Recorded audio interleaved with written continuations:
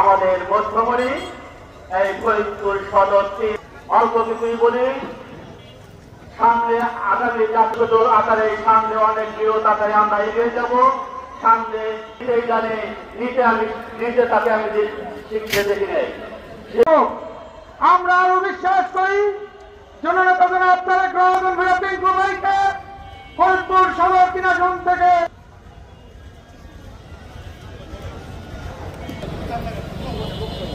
আমরা আরো বিশ্বাস করি জনাব মাহমুদুল ভাইয়া পিঙ্কু ভাই সে উন্নয়নের বিএনপি দীর্ঘ 17 বছর ক্ষমতার নেতাকে দেখিনি, সাধারণ মানুষের পাশে করতে চেয়েছিল, লুটতে চেয়েছিল তাদের অর্থ সম্পদ। তার নেতা জননেতা মাহবুবুল হাসান ভূঁইয়া পিঙ্কু নির্বাচন দিতে না পারে, সেই জন্য তাকে অসহযোগিতা করার জন্য দেশে শাড়ি লুঙ্গি নিয়ে মানুষের মাঝে গিয়েছেন, ইদান ভোটে জয়যুক্ত করে এই সংসদে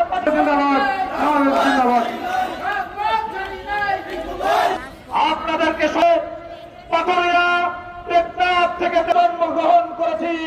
আমাদের একটাই পরিচয়, যারা পার্শ্ববর্তী দেশের কাছে আমাদের দেশটাকে তাদের মুখে খাবার হিসাবে তুলে দিয়েছিল, সেই পার্শ্ববর্তী দেশ তারা এখনো বিশ্বাস করতে পারছে না যে তাদের ষড়যন্ত্র ইতিমধ্যে নস্যাৎ করে দিয়েছে নিজের মানুষ। যার ফলশ্রুতিতে এখনো বিভিন্ন রকম ষড়যন্ত্রে তারা লিপ্ত হয়েছে। ওই পরাজিত সৈনিকদের প্রধান শেখ হাসিনা পালিয়ে পার্শ্ববর্তী একটি দেশে গিয়ে তার নেতা কর্মীদেরকে এই দেশে ফেলে রেখে তারপরে পালিয়ে গিয়ে ওখান থেকে আবার ষড়যন্ত্র করছে। অথচ যদি নেতা হতে হয়, নেতা কর্মীদেরকে ফেলে গিয়ে সে কি কোনো নেতা হয়?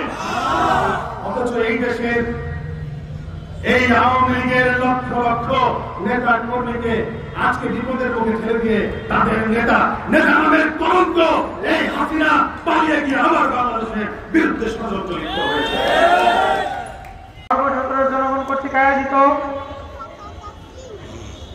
বিএনপির ভাইস চেয়ারম্যান